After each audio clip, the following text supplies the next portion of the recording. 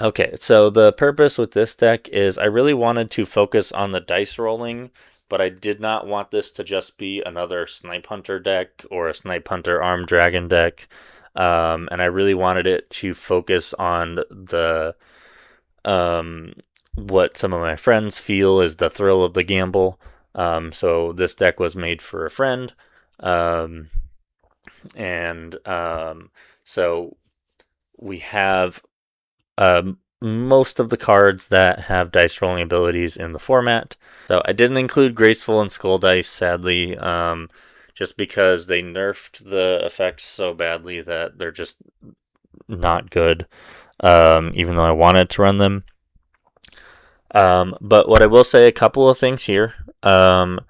See Me Rolling, if you play Dice Swoon, can make Mirage of Nightmare a much more powerful combo because one of the risks with Mirage of Nightmare is if you don't have a way of destroying it, you don't know when you're going to be able to, um, you don't know when you're going to be able to keep your hand. Um, but I will say, if you're able to search Dice Spoon out of your deck, like you can with See Me Rolling, you have a searchable MST that has a pretty decent chance of resolving because you just have to not roll a 1 or a 6. We'll see in one of those duels that the Dice Spoon was played multiple times in a row, and it got a 1, a 6, and a 6 or something like that. And all of them got the effect of where they take 1,000 burn damage, but the opponent's skill actually prevented them from taking that burn damage. Uh, but it does make Mirage a lot less risky than it normally is.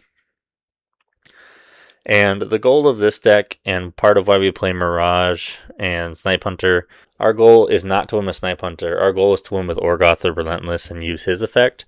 Um, and also to be able to use Thunderball's effect, which he doesn't get much love or much respect, even though he has a pretty decent effect.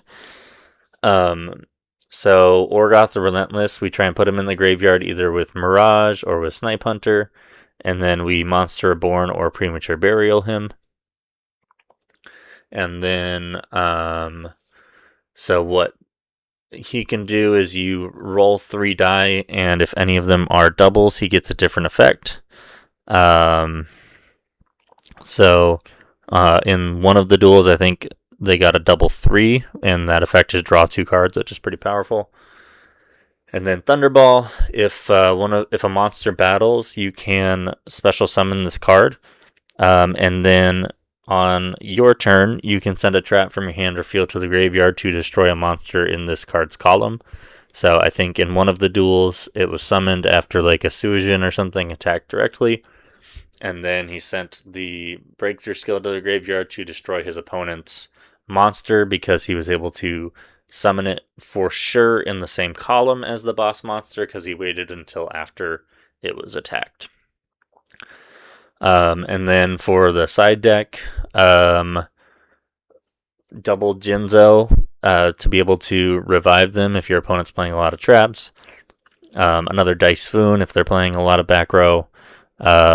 Waking the Dragon as an anti-Dark Magician card, or anybody who plays a lot of back row removal. And then Lost Wind and Mind Crush. So yeah, these are both making it a pure dice deck definitely brings it down from the competitive level to probably a semi-competitive level. It's not quite a casual build because this thing is an OT. It's a one-turn kill machine, um, and if you're not prepared for it or you're not playing some good trap cards or sphere Greebos, you can get walloped by this deck real quick. Um, but it's still very fun to play. So don't forget to check out the links in the description below where you can download these decks and play them yourselves online. This has been your Speedo Professor. That's game.